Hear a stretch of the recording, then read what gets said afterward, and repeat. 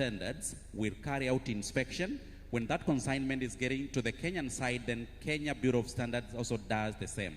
Okay. That also takes time. There is need to collapse that and adopt one common protocol that ensures that as long as the inspections are done by qualified persons, then we only need to hand over the paperwork, and that will be able to facilitate trade between Kenya and Tanzania. Thank you. Asante Benjamin. This 1 minute intro was just to make sure you have a voice and we can hear you. We'll come back to more of that. Mr. Tobias Alando, from the manufacturing and agro-processing point of view, just under 1 minute, what is this one particular issue in 2026 that we must resolve? I represent the manufacturing sector in Kenya, and it's of our interests that manufacturing grows not only in Kenya but in the region. But the major challenge has been non-tariff barriers imposed by both countries. We need to come into a place where we can resolve and remove all the non-tariff barriers. And the major challenge is how we influence our policies, because mainly the private sector are also contributing to these non-tariff barriers, because we influence our governments, either in Kenya or in Tanzania, to impose some of those challenges. So if private sector can speak with one voice for the benefit of the region, then we'll have a win. Perfect. Perfect. That was slightly over 1 minute, but thank you very much, Tobias. To Dr. Albina, from the beverage manufacturing and sourcing and value addition point of view. Thanks a lot. I think, look, competition is good. But I think if there's one thing the two markets need to resolve, it's the strategic relationship between the two markets, moving more, in my view, from a competitive point of view to a complementary point of view. I think a lot of the issues, whether it's not, trade, barriers and so on, that has been mentioned, will be resolved, I think, if we make that move from a competitive to a complementary strategic relationship from a trading point of view. Thank you very much. To Mr. Solomon, from trade facilitation and border system point of view, just under a minute, tusikie sauti yako tu. Asante sana. Yeah. So one particular problem that I think is important that the region and countries look at is inconsistent application of rules and regulations for trading, including policies, in the name of protectionism, because when countries protect local industries, leads to the commencement of all these other problems that we are talking about. Non-tariff barriers that are imposed, inconsistent integration of customs processes, all this result from protectionism when countries lack that political will to integrate and regionalize. Thank you. Asante. Thank you for sticking to 1 minute. Mr. Anthony Chamanga, also from the horticultural point of view, farm aggregation and market access, just under a minute, one issue 26 should focus on. Yeah, thank you very much. So in Taha, we're working to promote and develop Tanzania horticulture in a number of ways, including promoting business environment, connecting production to markets, as well as enhancing productivity. Now, if in addition to what has already been said, logistics system across the region, but also connecting country to country, also connecting our countries to global markets is not efficient. Now, as a result, our countries are not as competitive as they should, because cost of logistics is extremely high. Transporting a kilo of produce to European markets, for instance, from Tanzania and Kenya, is more expensive than many other competitors across the globe. So this is really a big question that we need to find answers. How can we make logistics system efficient and cost-effective? Thank you very much, and thank you for keeping to 1 minute as well. So, Mr. Joachim Westerveld, from the dairy and processed food perspective, cold chain. Just about a minute. Thank you. It's always nice to be the last one because everything is said. So I agree with everything that was said. But I would like to add another perspective. I think we definitely need to implement the EAC regulations in spirit and practice unified, because that's a problem of today. But I think on the subject of agriculture, we need to redefine what success looks like. And I think you made part of the point. Ultimately, what we want for East Africa, we want to have enough food, we want affordable food, we want safe food, and we have the opportunity to export.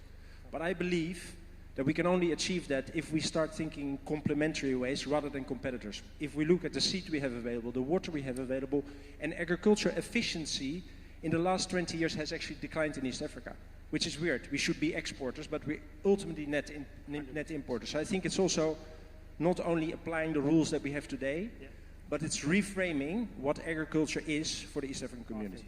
Perfect. Thank you very much. So clearly you can see there's a pattern here. Production is not just the most important thing, is not enough. We need structure, we need predictability, we need standards, we need investments so that we promote all the chain from farm to market. Now let's go to the first question. And I'll start with you, Benjamin.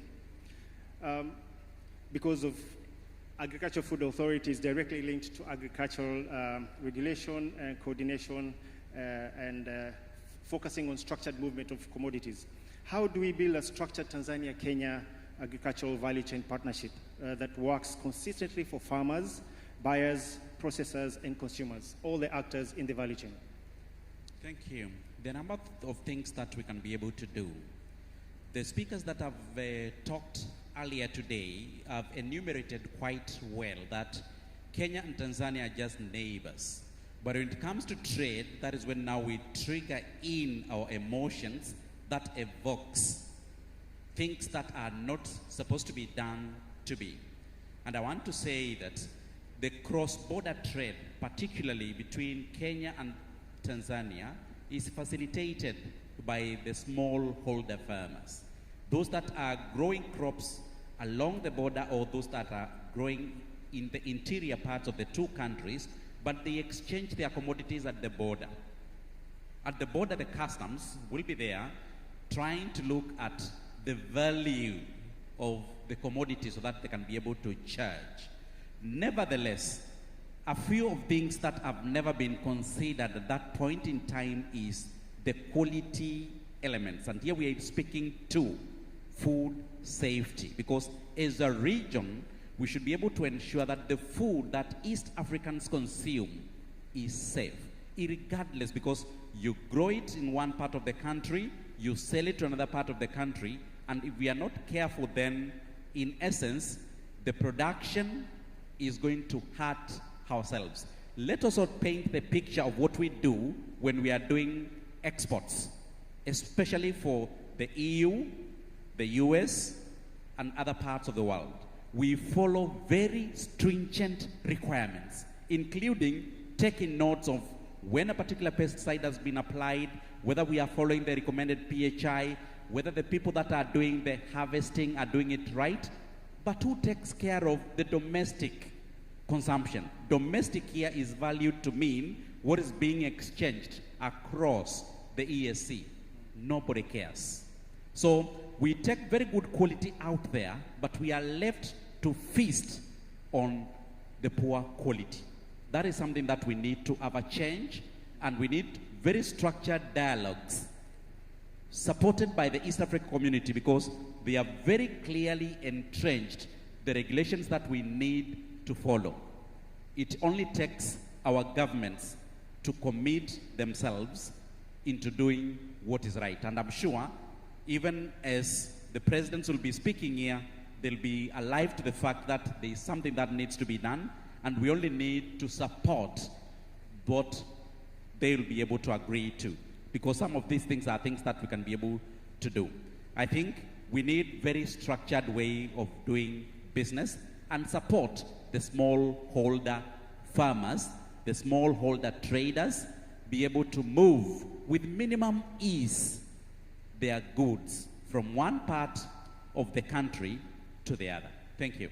Thank you very much. Indeed, we need a structured operating procedure for all commodities, maize, cereals, that we involve in cross-border trade. Maybe, Anthony, from the TAHA's point of view, what makes a value chain partnership work for farmers and exporters dealing with perishable products? Yeah, thank you very much. So there is this very simple reality. Demand for horticultural products in our countries and in the globe is not a problem, not at all.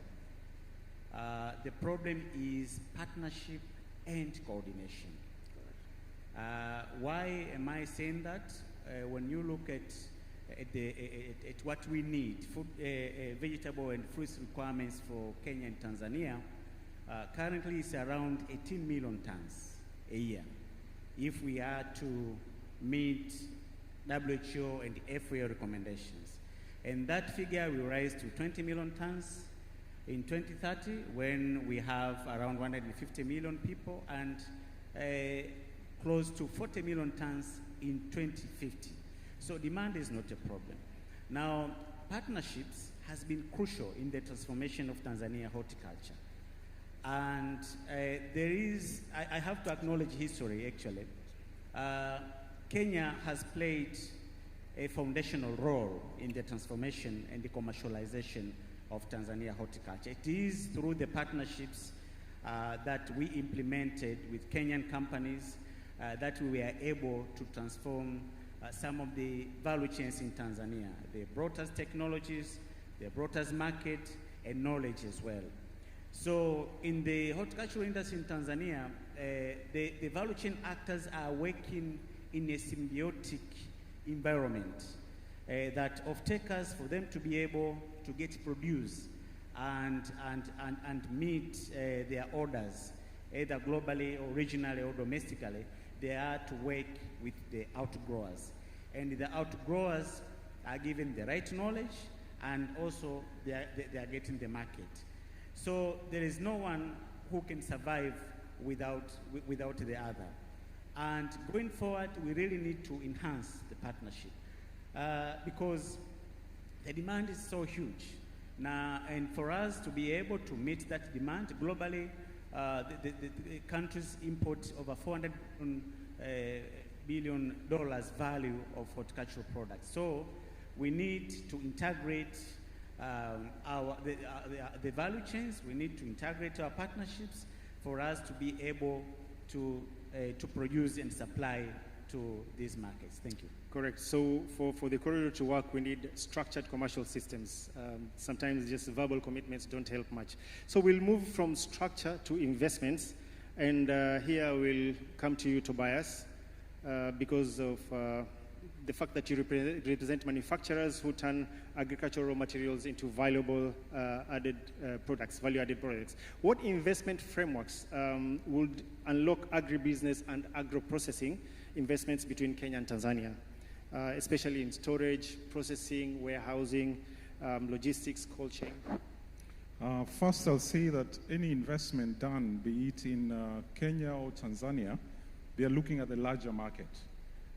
The larger market over 100 million people. And so that is the first thing they look at. So they are not investing only to sell their products in Kenya or in Tanzania, but the larger EAC, Kenya and Tanzania included. The second thing is they look for the source of the raw materials, where they can access those raw materials. If I have my farm in Tanzania and I can get raw materials in Kenya, then that's a viable investment. Same if you're investing in Kenya and you're accessing your raw materials plus your market in Tanzania, that becomes a viable investment. But there are a couple of conversations that we need to have in terms of storage facilities, because from the farmer's point of view, or from the buyer point of view, he needs to be guaranteed, or he needs to guarantee the farmers that I'll take your product. If they are stored, collected and stored, I'll take them at the right price. So the off-taker is guaranteed. The farmer is guaranteed also that he'll be paid the right price and his produce will be collected. If that farmer depended only on Tanzanian market, then definitely even the much production they would want to produce, they will be limited to the Tanzanian market. But if their focus is on the regional market, then definitely the farmers in Tanzania will work twice harder to meet the demands of those markets. So it is important that we have a joint collaboration of setting up even warehouses and SEZs across the borders or near the borders to facilitate the movement of even raw materials and goods between one country and another country in the border. But when we started this meeting in the morning, we saw a very nice videos from Ken Invest and Tiseza. And I'm looking forward to a future where we will have one video that is promoting Tanzania and Kenya. So that any new investor who comes in, he comes to Kenya, we will be able to say, for this investment, go to Tanzania. Or vice versa. If a new investment comes in Kenya or in Tanzania, we will be able to say, for this one, it is viable in Tanzania.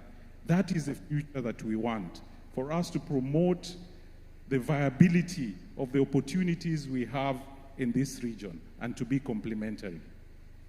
Thank you very much. Indeed, that speaks to the scale conversation that you'll be talking about since morning. Coming to you as a follow-on question, Dr. Obina, from Serengeti Brewery's perspective, what must be put in place for agro-processors to source more locally and invest in farmers-linked supply chain? Thank you. That's a very important question for us as industry players. I just want to start off from where you ended, which is, and I think is one of the most important strategic shifts that needs to happen in the relationship between both countries. Yes. Moving from competition to complementarism. And I think if that is reset at that level, it will completely reshape a lot of the things that happen underneath. But to your question, I mean, like for us at SBL, and if I use us as, a basis to review how, players can impact the sector, there are lots of things. One is kind of like the policy framework. How can governments provide a stable policy framework? For people like us, for us to invest and give long-term contracts to farmers, I need to be clear on what the policy direction is and how stable things like excise, for instance, will be. Because any significant change, and this is a very important point, because of, if you think about it from a systems point of view, if the government makes a change, assuming I give a farmer a 5-year contract to offtake 10,000 metric tons of, I don't know, barley, sorghum, maize, because those are the 3 value chains that we use in our industry. And there's a significant change that impacts price of my product.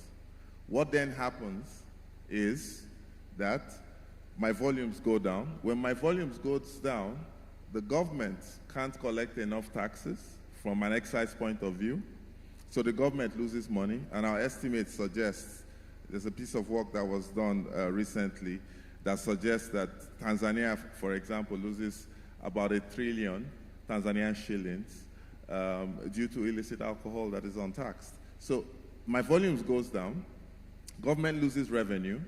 Not only does the government lose revenue, but the agricultural master plan, which Tanzania has and Kenya has as well, barley is one of the key crops in that master plan. So when my volume goes down, the output that the government wants to achieve from a barley point of view, you can't achieve that. When you don't achieve that, it means the farmers in the rural areas don't have less money in their pockets.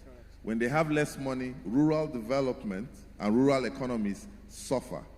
Now, the challenge also with this is industrialization also suffers, because if the industry continues to grow and I hit capacity, what will I do as an industry player?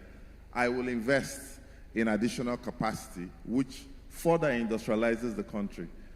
But I can't do that, because when volumes are going down, you don't increase capacity. Correct. And then finally, in my own industry, for instance, people don't stop consumption. They only downtrade. When you increase prices, people downtrade to illicit alcohol or things that might be very harmful to them. Exactly. And then when that happens, the government also suffers because the government's health bill also increases. So at the end of the day, when you think about this from a system point of view, you can see how a stable sort of regulatory or fiscal environment can help promote, agricultural output in a country like Tanzania or Kenya. Perfect. Thank you very much. And then it leads to self-reinforcing of unintended consequences. You lose it from all angles. Absolutely. Yeah. Before I proceed to the next question, Joachim, from the dairy and processed foods perspective, what does a bankable investment environment look like in practice? A bankable investments in practice, how does it look like from the dairy perspective? Well, I would like to take another example, if you allow me. I was thinking of your point of complementarity. I think I have a little history of our company, of how complementarity works. So 5 years ago, we started East Africa's largest fish feed factory in Avasha, right? Focusing on the growing fish farms in Lake Victoria. We have been exporting to Tanzania, to Tanzanian fish farms, right? And you would say from a national perspective, you would say that's not good because there's export, it should be done in Tanzania. But what happens as the fish farm sector starts to grow in Tanzania, the market demands that production takes place closer to the fish farms. So at this point in time, we're actually in very far progressed negotiations to actually start a similar size in Mwanza.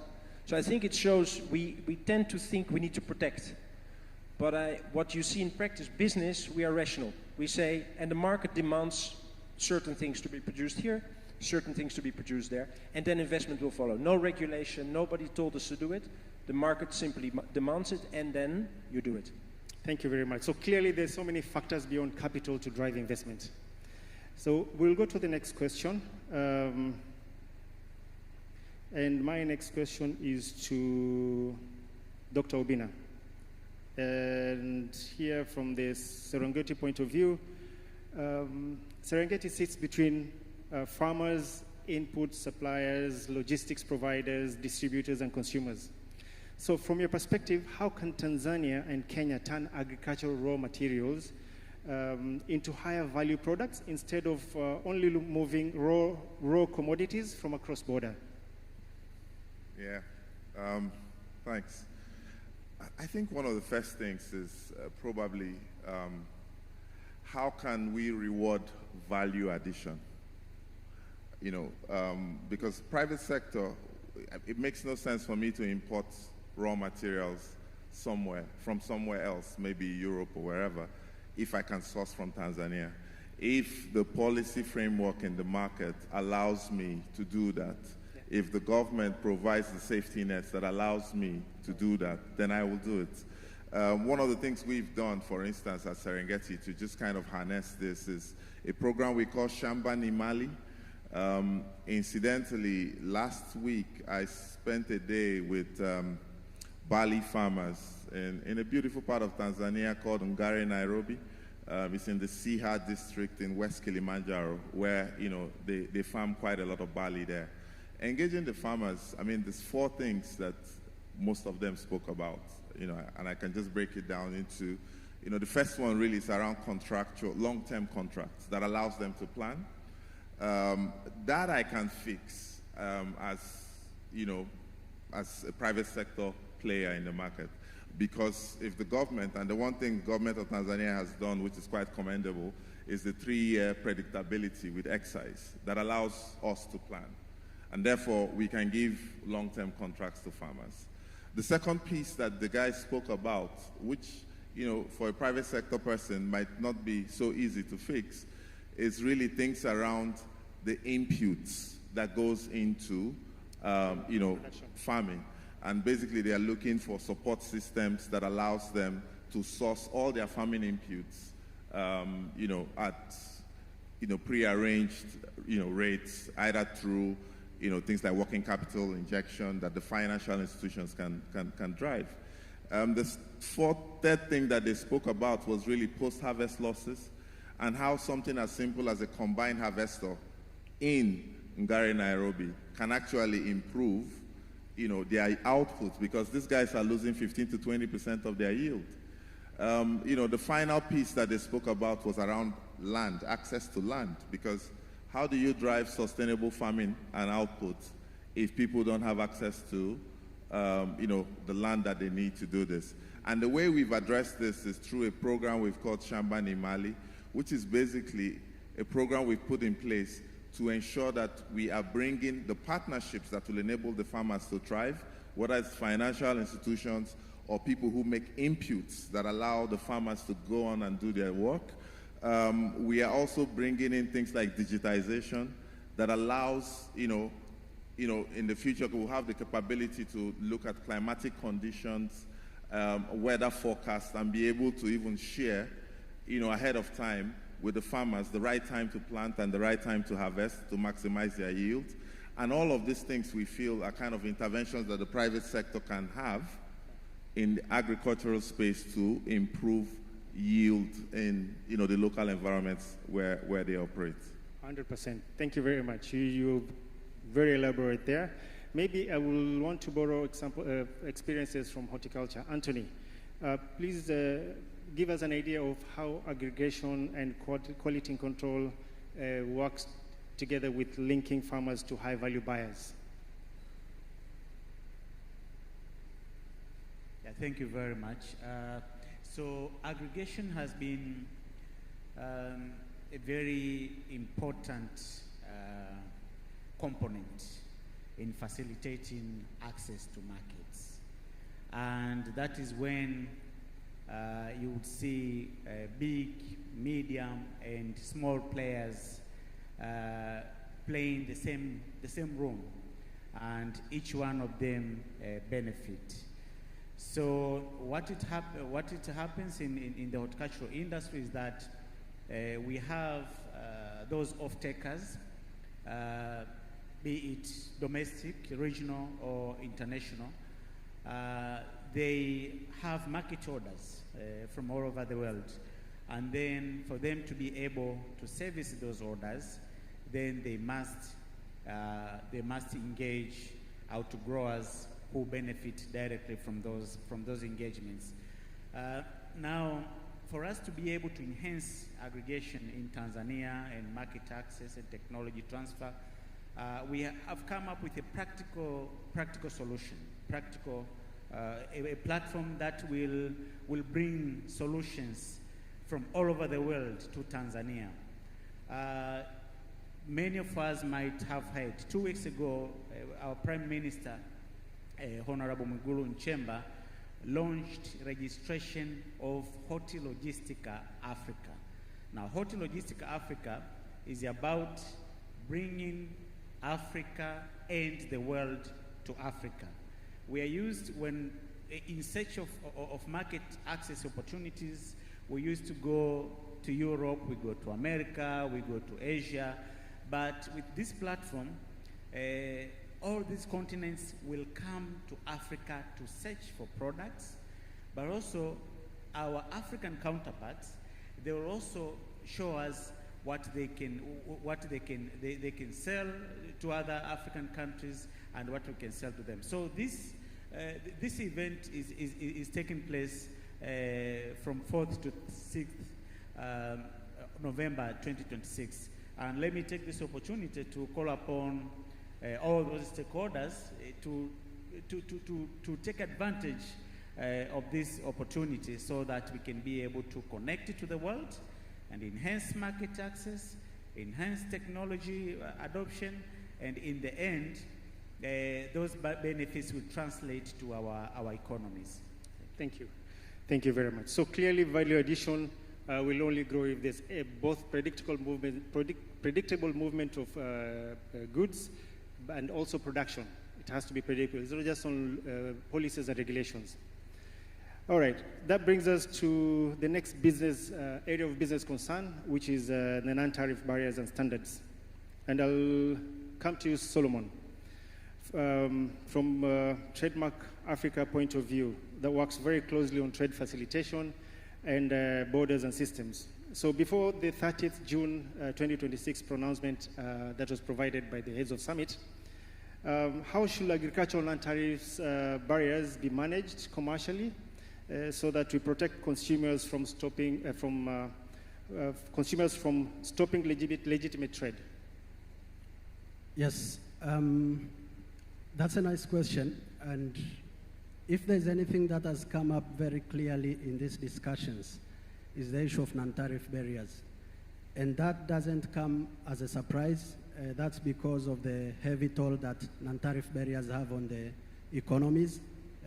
They cost the region more than 2 to 3% of our GDP, but they also contribute heavily on the production costs that our firms and businesses in the region face.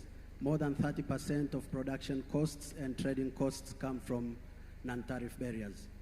That said, heavy work has already been done as well to eliminate some of these barriers. As you know, since 2007, more than 274 non-tariff barriers have been eliminated, but work is still heavy. We still have a heavy work ahead.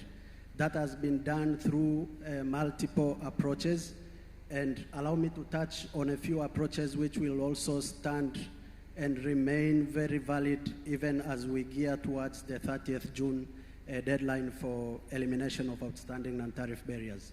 So one is the adoption of the no border stop concept. We've heard quite a lot about people pioneering or explaining about how important it is to eliminate human interaction in trade, where traders are brought closer to the regulatory authorities that are supporting trading, but also traders and consumers are also able to access their goods with clear indication of what trading requirements in terms of standards, in terms of taxes are prior to them being traded or being shipped. Here, we are piloting the no-stop borders along the borders between Tanzania and Kenya, as well as Kenya and Uganda, in order to bring back that efficiency. But as well, the second aspect is to also support risk-based inspection, because we've seen cases where cargo moves from the origin, traders are moving their cargo only to arrive at the border to realize that certain aspects of compliance are not met. At times, not because these compliance aspects are not met, but because they are unpredictable introduction of rules and inconsistent application of policies that have been brought in place as the cargo arrives at the border in the name of protectionism. So digitizing processes, digitizing systems that are supporting customs to customs operations. We've heard of inconsistent application of policies between TBS in Tanzania and KEBS in Kenya, TPH in Tanzania for sanitary and phytosanitary measures, and KEFIS in Kenya. We have a very strong EAC SPS protocol that provides clear guidelines on movement of agricultural products across the region, but application of this policy is still constrained because of multiple factors, and digitization is the way to go. But quickly, allow me to also touch on the importance of having the private sector understanding the mechanisms for reporting and addressing the non-tariff barriers. There is an online system that is now in place for private sector to take action on. Whenever you face a constraint that sounds like a non-tariff barrier or anything related to standards, you can actually report that. And through the private sector dialogues with the government, proper platforms are there to discuss these issues and eliminate. This being one of those forums where these things are brought into discussion and resolved at high level when they fail to be resolved at the National Monitoring Committee level and the Joint Trade Committee level, where the technical personnel from bilateral countries meet to chat and discuss these issues. Thank you. Thank you, Solomon, for that elaborate response. Still sticking to NTBs and standards, I'm looking at you, Benjamin.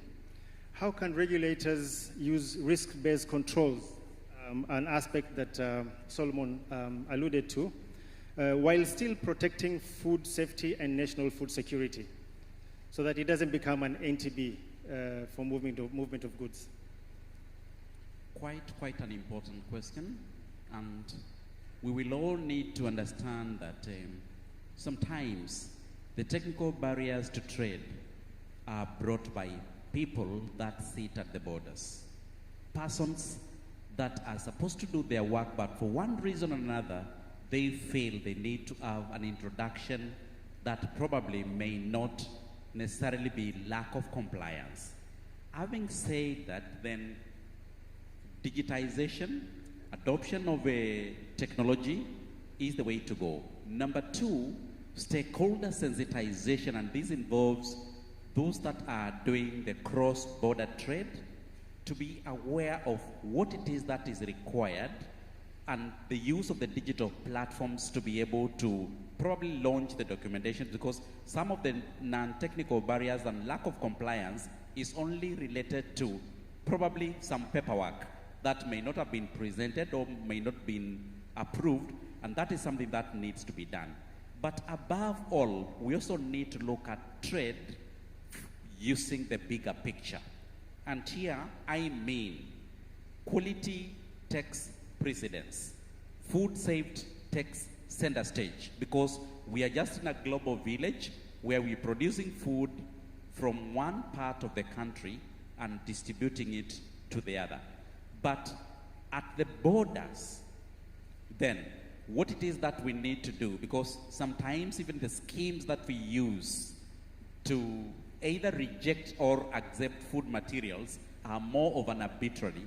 We can set up some centers in the form of laboratories that can be conjointly owned by the two governments, so that if we have issues that are related to aflatoxin, I don't need to say the aflatoxin level is maybe 10 milligrams, and you saying it is 7.8. We can be able to draw samples, test, and know whether that is within the required limits. If we can be able to set that probably at piloting stage within the borders, especially those that are operating as OSBPs, then that can be a big step. Lastly, just before I run out of this point, is also the availability of adequate personnel to man the borders.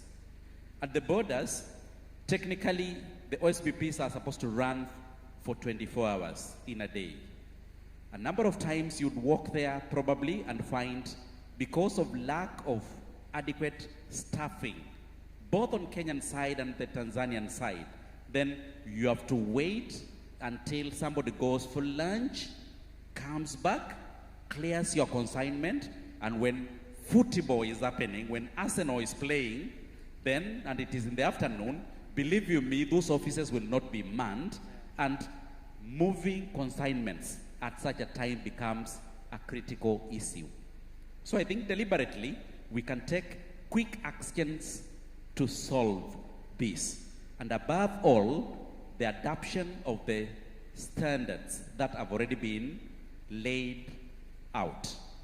As I conclude on this, the Council of Ministers also did adopt a protocol that said all consignments originating from the ESC community or member states should just be treated as transfers and not exports or imports. If we can be able to adopt that, believe you me, we will be able to streamline trade and foster trade between Kenya and Tanzania. Thank you. No, thank you very much. Sometimes it's not just numbers, it's skills. I have seen situations, there are reported situations where 100% verification is done simply because they are not sure what they're looking for, so they just end up avoiding risk-based reviews and checks to give themselves comfort, and also to create opportunity for other departments to come and participate. So it ends up being another self-reinforcing NTB through the process. Joachim, just look at you in your industry, dairy and processed foods. I'm sure there are regulations which are non-negotiables. Are there some that can be simplified? Yeah, many things. I think I like the comment of food safety first. So I think we have a lot of, again, good frameworks which are not being implemented. And I think one of the key things is to make sure that that is going to happen. Because what we have seen in Kenya is the moment that we as biofood products started taking food safety serious, what happened? We started paying farmers more. And the more you pay farmers, you find out that they're just like other human beings. They're very incentivized. So what do you see? It's the same what you must see. The moment you do long-term contracts, you pay a higher price because you need the quality, you see that farmers' productivity goes up. So I think enshrined in the regulations and frameworks that we have is actually much more than just free trade. There's also a mechanism in place to make sure that we demand quality, that we check for quality, which then drives us as manufacturers to pay the right price to the farmer to get that quality. And what happens if you increase the price to the farmer? They will increase production. So if we cut the onion to the essence, I believe that implementing the EAC regulations by spirit and practice will ultimately unlock agricultural productivity. And I think we as East Africans need to be aware we're not fighting economic interests of Kenya, Tanzania, or Uganda. What we're ultimately fighting is a growing population and an inverse relationship with agricultural productivity going down. That's actually the time bomb that we're sitting on. So as East Africa, we need to make sure that we facilitate farmers to increase productivity per acre or productivity per animal, because that's ultimately what will feed our nation with enough food, safe food, affordable food, and to your point, actually we'll have surplus to export. And that's what we should be doing as an East African community. No, thank you very much. So clearly, predictable rules really matter as much as production. Now let us talk about the tools that can make this predictability easier. Digital agricultural platforms. And I'll start with you, Anthony, because you spoke to a concept that was very interesting, that bringing Africa horticulture together in Tanzania. What is the role of digital agriculture platforms from TAHA point of view in integrating Tanzania, Kenya market, and Tanzania global market, especially for horticulture and other high-value agriculture products? Thank you very much. So the enhancing availability of information is critical because our markets and production systems are fragmented, to say the least.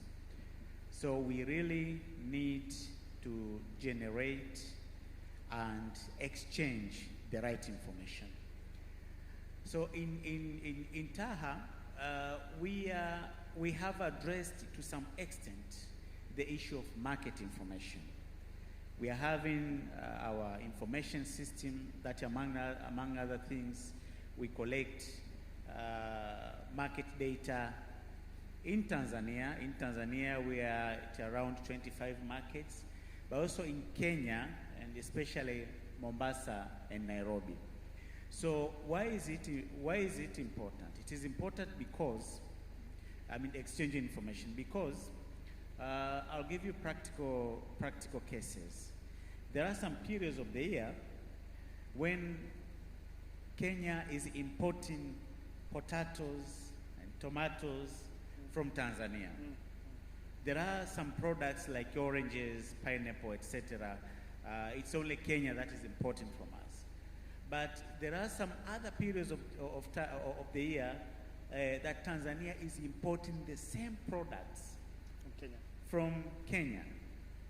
And likewise, for other produce like avocados. When avocado industry, for instance, we depend mainly for export market. Now, when situation in Europe or other countries goes astray, our farmers do not find markets for avocados. So that is when we need buyers from Kenya to come in and buy from us. So exchanging of information is very, very critical. But another important aspect is about technologies. Which technologies are out there? I was in Kenya about 2 months ago. I was looking for a technology called IQF. IQF is individual quick freezing. We had this big market, and they made significant orders. But they had only one condition. Look, we need mangoes, we need pineapple, but we need them in IQF, IQF technology. And in Tanzania, we don't have that technology. So we had to go to Kenya. And we visited several companies, several factories, but they didn't have the technology, only to find out later that there are one or two companies that had. So information is very, very critical. And again, Kenya cannot do, Kenya or Tanzania, we will be stronger if we go together. But if we go in separate ways, we won't be able to achieve what we need to, because the opportunities are tremendous, but the ways of realizing those opportunities, they need robust partnerships. Thank you. Yeah, before we move on from you, Anthony, quick one. Are there certain data that public agencies and private sector can share, such as forecasting, demand, quality?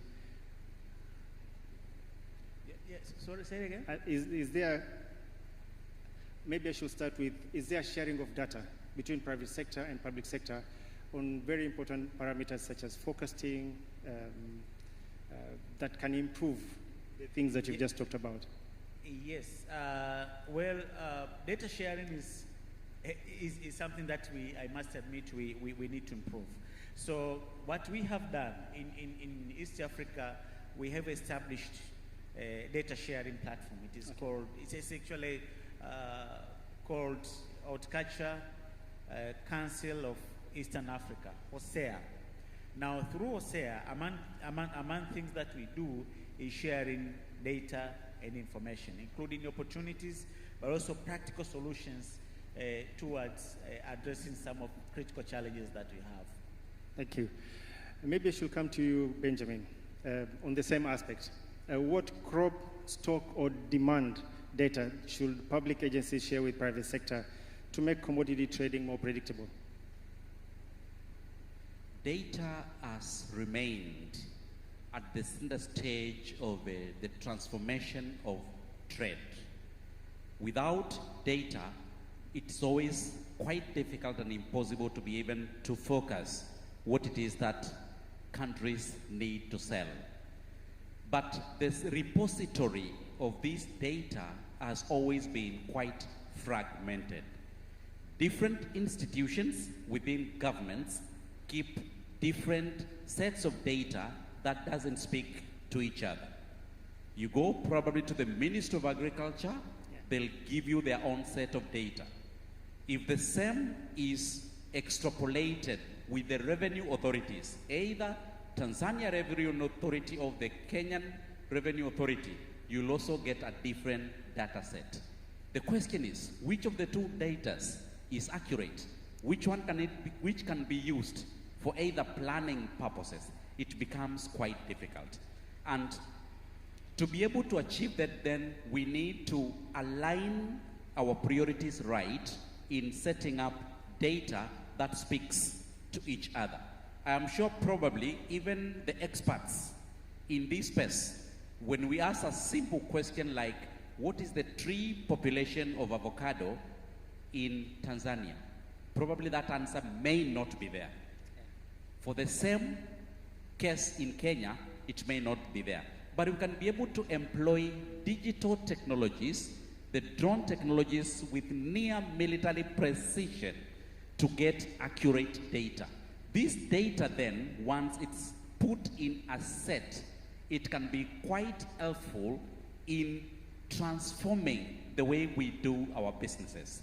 So by and large, we need to employ the digital technologies to be able to assist in data collection. Still speaking on data and the digital highway to transformation. Trade is becoming also digitalized. And we don't need to invite the traders from each side to visit the countries.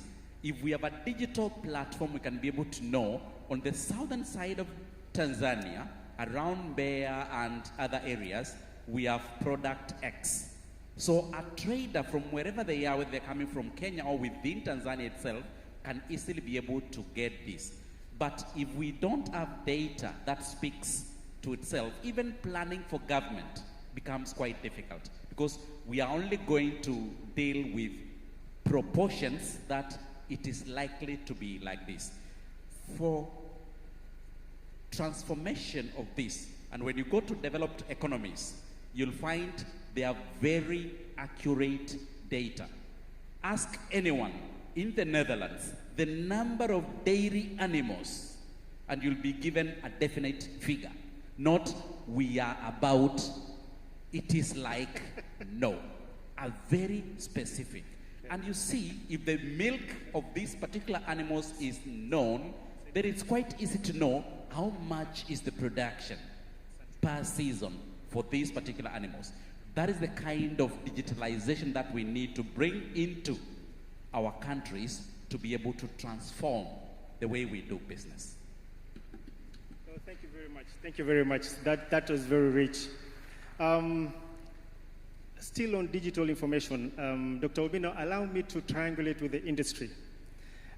What does a manufacturer, in terms of digital information, require or need before buying from farmers and aggregators, or even cross-border exporters or suppliers? Okay. And I mean, I like the points that's just been made. And I'll try and use something that we have to describe how we engage in this space. So we've developed an app for our agribusiness ecosystem. It's called Cultiva. That app helps us to enumerate all the farmers that engage with us, so we can tell you who they are, where they are, and we can use, polygon mapping or, geofencing capabilities to tell you what acreage they are planting on, and therefore we can estimate the kind of yields that will come through from that. When it even comes to things like traceability, we can eventually be able to trace the sourcing of any of the grains that we've sourced down to the location. Part of what capabilities that we're trying to include in this app in the future, like I did say earlier on, is things around remote sensing that can enable farmers to know what the season looks like, when to plant, when to harvest, even down to things like pests and diseases. The other piece that is extremely important in the ecosystem is really around extension services. Today, the way extension services are delivered is physical, because you need to send agri-extension officers around the country. But with this application, the whole idea is to leverage extension services through that platform to enlighten and educate the farmers so that they are more empowered. They know what to do with the crops. Part and parcel of what this will also do eventually is that even using image recognition technology, you can take pictures. Like when people go to visit the farms, they can take pictures of the crop at the different stages, and we can estimate how well the crop is doing, whether there are any disease conditions that are there, and whether there's pesticides that need to be used, to manage whatever situation that's there. So these are some of the things that are embedded in this app, and it's something that we are rolling out across the country, using it to engage our farmers so that the farmers can have that power in their hands, to be able to deliver higher yield and productivity. In terms of some of the data that we are looking for, because, for us, we want predictability of sourcing. If I need 30,000 metric tons of barley, I need to know that we will be able to source this from Tanzania, and therefore, how many farmers, what's the acreage, what sort of yield are they getting per acre? Those are the things that are, important for me and my business to be able to kind of source in a more sustainable manner. Thank you very much. Thank you very much. So clearly, digital tools can reduce uncertainty, especially when products are perishable. Now, I want us to go deeper into dairy, processed foods, and cold chain and consumer trust. So obviously I'm looking at you, Joachim. How can Tanzania and Kenya grow cross-border trade in dairy and processed foods while maintaining high safety standards? Well, it's going to be boring. First, we have to remove the NTBs to allow free trade to happen. I think, again, the regulatory framework is in place, both in Tanzania as in Kenya. I can speak very firmly for Kenya. Is it being implemented? No. And what that means is that mediocre milk or even unsafe milk reaches the consumer either in processed or an unprocessed form, right? That's ultimately undesirable. If we were able to implement, first, I think there's two key items. First of all, implement a regulatory framework that's in place to promote safe food. And the second, and I think that's a big change, and I'm very hopeful that Kenya is going to move towards that in this year, is move from volume-based pricing to quality-based pricing. And it's a bit difficult, but I'm going to try and explain it anyway, because it's an important one. We pay our farmers on volume, on the liters they bring. Now let's say you have good milk and I have bad milk, and we sell it to you, right? And you see that I get for my bad milk 40 Kenya shillings, and you get for your good milk 40 Kenya shillings. What will you do? You'll dilute, right? You have an incentive to actually try to bring the quality down, water it down, to pass the post. But the other way around, if your milk has higher fat and protein, and mine has low, and I see that you get a better price, what's my incentive? I will start improving my quality to get that price. And we have seen in Kenya, working with 2,000 smallholders, within 1 year, implementing quality-based pricing, the quality standards went to almost European quality norms from smallholder farmers. And secondly, production went from 3.5 liters per day per animal to 7 in 12 months. Because the moment you start to pay attention to fat and protein in milk is the moment you start to feed better, and if you feed a cow better, she will produce more. Again, I repeat myself, it shows that we have rules and regulations. If we implement that and we move to quality-based pricing, meaning paying farmers for fat and protein, I can guarantee you within 24 months, you will see better and safer milk for the Kenyan and Tanzanian consumers throughout, and you will see farmers producing at least double of what they do today. They will be paid more, they'll produce more. What does it mean? More rural income. And we all know what follows next. Perfect. Perfect. Thank you very much.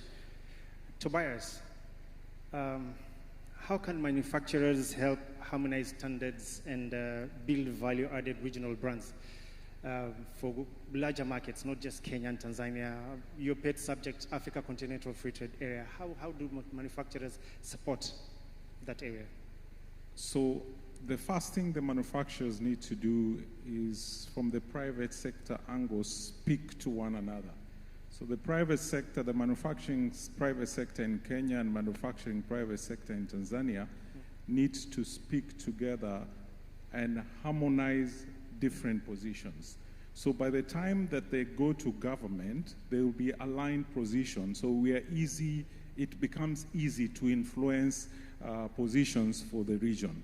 So one, we need to speak together, because most of these challenges don't really come from government per se, but they come from where we sit as a private sector, because conversation has started from a private sector entity in terms of influencing a position. So if we can be able to align those positions of the private sector, then the government will be able to listen. Governments in both countries will be able to listen to us. But if it is a position that is taken by government and private sector in both countries have already aligned, it is easier to influence that position in terms of the changes. So for me, in terms of way forward, is to see how private sector can work together for the betterment and the growth of the manufacturing sector in this region. Thank you very much. Solomon, for perishables and cold chain requirements at the borders, how can we support movement of goods and services, goods that are perishable in nature, across border? Yes. One nature of perishable products that make them distinctive from other products is that any day lost in transit translates to significant economic losses.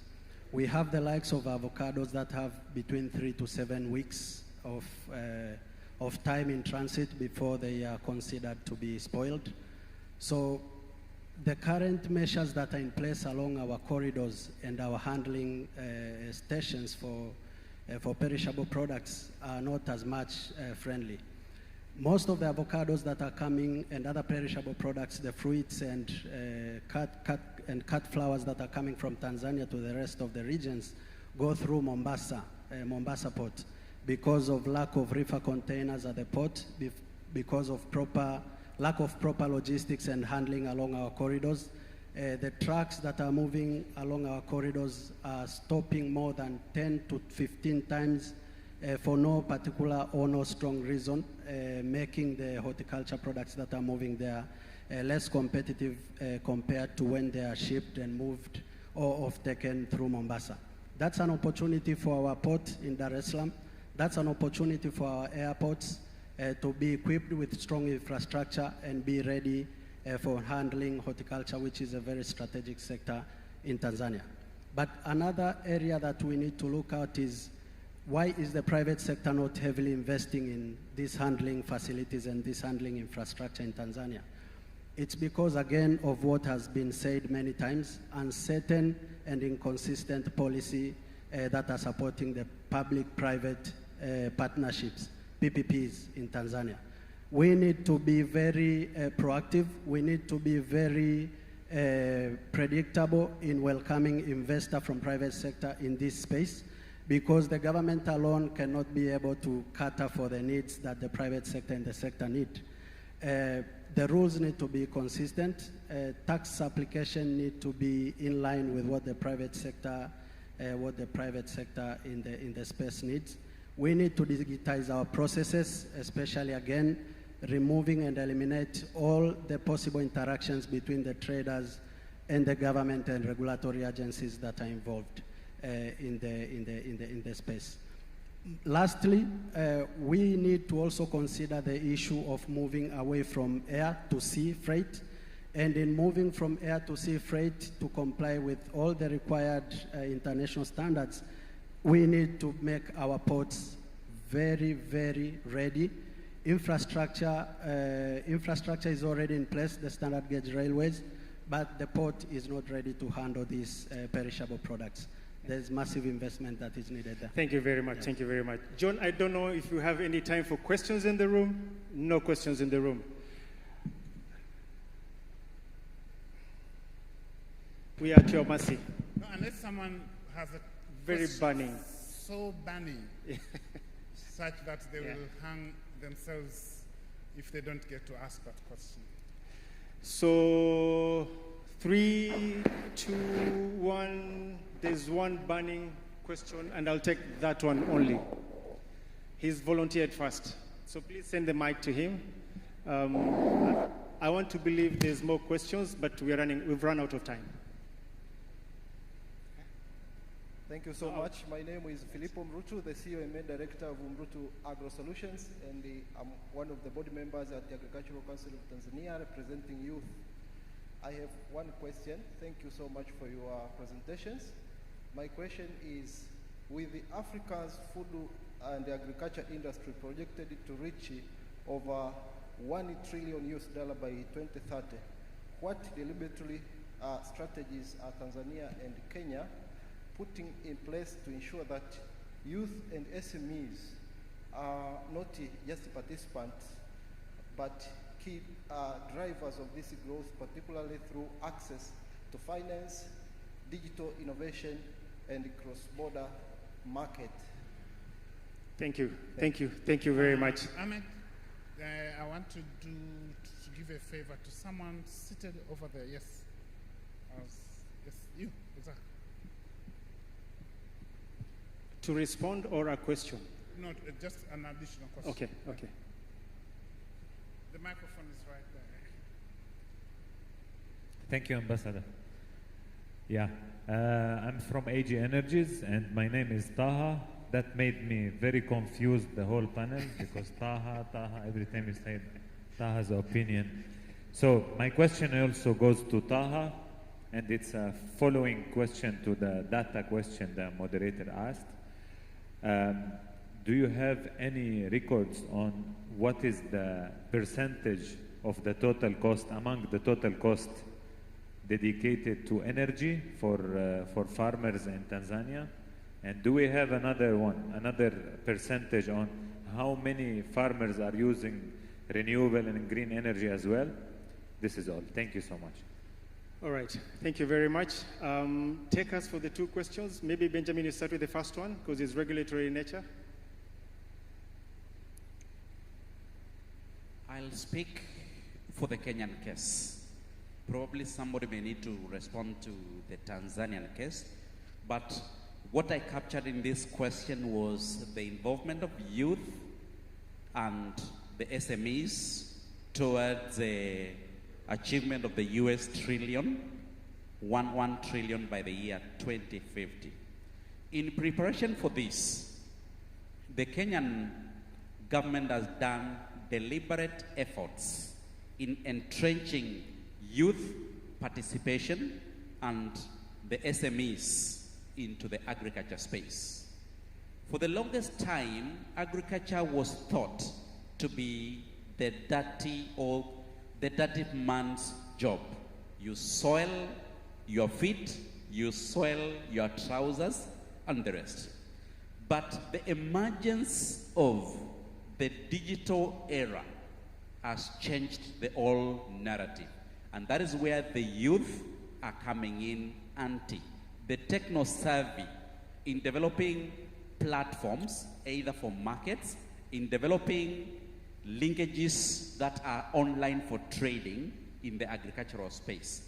For the small and the medium enterprises, we have both those that are incapacitated or abled differently, women also participating in this. And we have a particular learning system, a country where the youth, women, are enticed to get into the business. Of course, they are enjoying differential treatment on their learning system such that it's kind of friendlier and they can invest this in the space of agriculture, especially on the digital transformation bit. Thank you. And I think...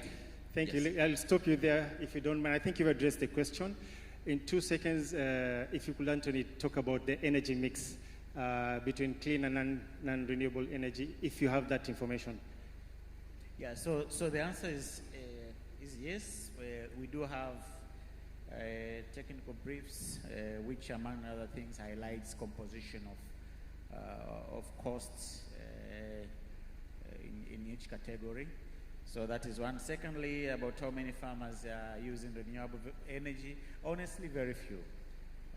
Why? Because investment costs is extremely high, and many of the small scale and medium scale farmers they cannot afford. And for large scale farmers, when you look at the investment costs, sometimes it's too high, and it becomes more feasible to use TANESCO. Thank you. Yeah. Thank you. I think that's clear. So 10 seconds parting shot. I'll start from my extreme right, Solomon, and we go down on the right. Your last few words. Yes. With non-tariff barriers in particular, which is a major concern, let's have the strongest political will from the top. The tone from the top has been seen as the one that has eliminated the most non-tariff barriers across the countries that we are trading with. But secondly, if the private sector can predict the non-tariff barriers, they can plan for them and factor that within the production costs that they have. But if they can't predict the non-tariff barriers and other barriers along the trading space, this becomes quite heavy on their profits, on the growth of their companies, as well as the jobs that they create for the economies. Thank you. My parting shot, I'll use a Swahili phrase that says, mtu ni watu. So that big investor Tanzania is looking for from Europe or from anywhere, is not in Europe. That big investor is from Kenya. The same, that big investor Kenya is looking for is not in Europe, but is in Tanzania. Let's make it work. Thank you. Okay. Yeah, from me, just two things. The first one is, speaking from a private sector perspective, private sector requires stability from a regulatory point of view to play its role and play its part in driving, the agro value chains that, drive industry. The second part, which is what I started off earlier, is really the reframing of the strategic partnership and relationship between Kenya and Tanzania, moving it from competition to not necessarily collaboration. Collaboration is one of it, but I think for me, it's just complementarism. Seeing the parts that each person plays, how they fit together to continue to drive the growth that is required. Thank you, Dr. Obina. Yes, Joachim. Thank you. I think building on that, let us reframe the way we look at our East African community as not a community of national countries that need to safeguard their interests, but have one joint interest. Ultimately, we are a growing population, so let's make sure we put policies and frameworks in place that make sure in 20 or 20 years we have safe food, we have enough food, we have affordable food, and we have surplus to export because we can. Thank you. Thank you very much. Anthony? So, private sector, I have a strong feeling that this is our time, and I see agriculture, agribusiness becoming more profitable in years to come. That is one. Secondly, we have discussed a lot today, and a lot has come out. So let us not put these in shelves and wait for another bilateral meeting maybe next year or in 2 years, and then you go back and say, we haven't implemented this or that. So I call upon the sectors, energy, agriculture, etc., to continue with the engagements so that at the end of the day, thank you, when we come back, we see the impact of these engagements. Thank you, Anthony. And Benjamin, to you finally. Thank you. Let us all embrace the issues that have been talked here, particularly making the partnership between Kenya and Tanzania work. The market is there. Let's each do their role. The private sector, be in business. The government sector, facilitate trade, and don't think of barriers that need sometimes to be made by me and the others that sit on the government side. Thank you. Together, we can transform the business for Kenya and Tanzania. Thank you very much. A big round of applause for our panelists for very deep and engaging conversations. John Ulanga, Ambassador, I hope we've kept our time. Asanteni sana. Maybe we should just stand up for a photo before we vacate. Thank you so much. Ahmed, has it not been a good day? It has been a good day. Thank you so much for a group photo. Do we have photographers? People are posing for photos and I don't see any photographers. Hello? You're posing for photos, but I don't see photographers. Okay. Please. In my previous career, I used to be the country director for Trademark, and I had two young people. One, Solomon, and another one, I think, Lillian. I've seen Lillian. And in one of the days, I asked Solomon, where do you see yourself in the next 5 to 10 years? And I was sitting in my country director seat, and he told me, I want to sit where you are seated. And I really loved that. I love someone with ambition, and today he is the acting country director for Trademark in Tanzania, somebody with ambition, and very, very solid contributions. And by that time, Ahmed was the country director in Kenya. So thank you so much. The volume of trade between Tanzania and Kenya will easily triple if there's going to be a robust rail connectivity between our two countries. Those of us who know history, there is actually a rail connection that is currently going to be rehabilitated. And those who were in the infrastructure discussion, they had the discussions from the MD TRC, but also his counterpart from Kenya Railways. I've given them a special opportunity to brag a bit, showcase what they got in terms of the SGR, the standard gauge railway, and I think probably some of the plans they have. It's going to be a short video for 5 minutes or so, just to get to see what Tanzania Railways is doing in Tanzania, and then we'll agree on what comes next after that. Technical team? This is not just a railway.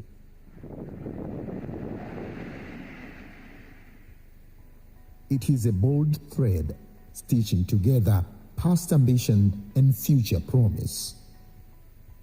Carrying with it the dreams of faster journeys, cleaner energy, and stronger connection between people and places. Where every kilometer traveled signals a nation moving confidently into a new era.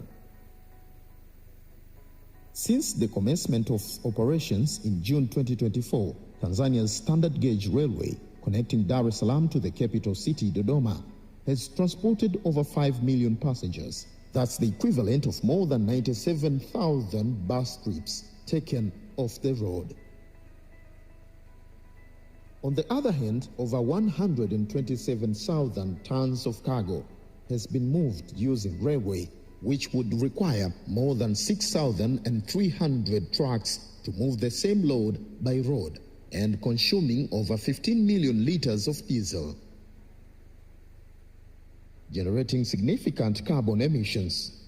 Instead, railway runs on electricity, reducing carbon emissions by more than 60%, powered largely by renewable energy sources, a cleaner path forward for growing nation.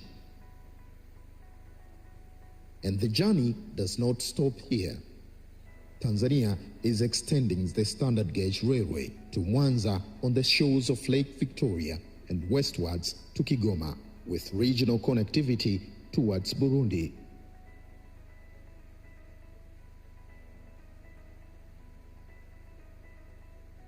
Future plans will also connect the southern corridor from the port of Mtwara to Mbamba Bay.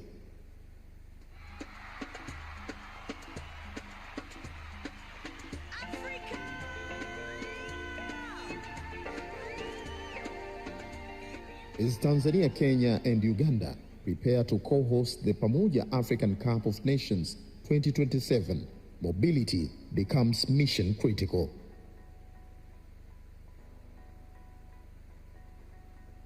Alongside the ongoing development of standard gauge railway, Tanzania Railways Corporation is rehabilitating the Northern Railway Corridor.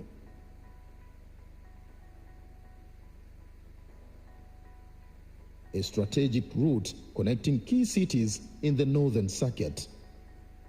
This targeted motive is designed specifically to support the Pamoja AFCON 2027, ensuring reliable, high-capacity transport for fans, teams, and officials, where railways will play a central role in moving people safely, efficiently, and at scale. Connecting host cities, linking training grounds, hotels, and stadiums, ensuring fans can travel seamlessly between destinations without congestion, delays, or uncertainty, reducing travel time between key locations and enabling better planning, preparations, and performance for fans, teams, and officials. It means accessibility, the freedom to follow their teams across regions, to experience more destinations, and to be part of shared continental celebration. Integrated with other modes of transport, railway becomes backbone of mobility, supporting tourism, easing urban pressure, and enhancing the overall tournament experience. This is more than infrastructure. It is a system enabling movement, connecting people, empowering moments that matter.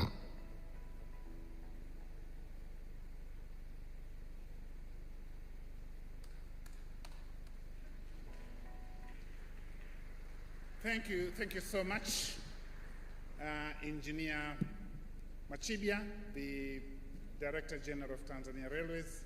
We are depending on you, especially to deliver on the promises, and we know we can. Asante sana. So we have come to the end of the panels, the discussions that we had planned to do today. So the last session, which is going to be the presidential closing session, will start in about an hour and a half. It will depend on the timetable of the bilateral discussions that the two principals are having. So we will stop this session now, or of course we have ended the sessions, to allow for the presidential security team now to prepare this room for the presidential closing session. Our request to you, use this opportunity, of course, one, as tea break, but number two, B2B. Let's have engagements of what can we do together, what can we do to move from a potential to performance, take pictures, take business cards, enter into discussions, probably into agreements. We'll also be using this opportunity to prepare the private sector associations. Will be preparing the joint communique that will be read in front of the heads of state. We know also there's going to be an MOU that is going to be signed between the two chambers of commerce from Kenya and Tanzania. So we have about an hour and a half to engage. Please don't leave the venue. The best of today is yet to come. So we will invite you probably back into the room by around 5:30, but please we'll play by the ear depending on the schedule or the discussions that are going on at the State House between the two principals. So asanteni sana. It was a pleasure, and I will not show up my face anytime tonight or this evening. The professional MCs who are paid and trained to do this job will be coming to do this. So apologies if there's any gaffes, because this has been just a training ground on the go. Asanteni sana. It was a good day. See you in about an hour and a half, or as and when you'll be advised. Thank you so much.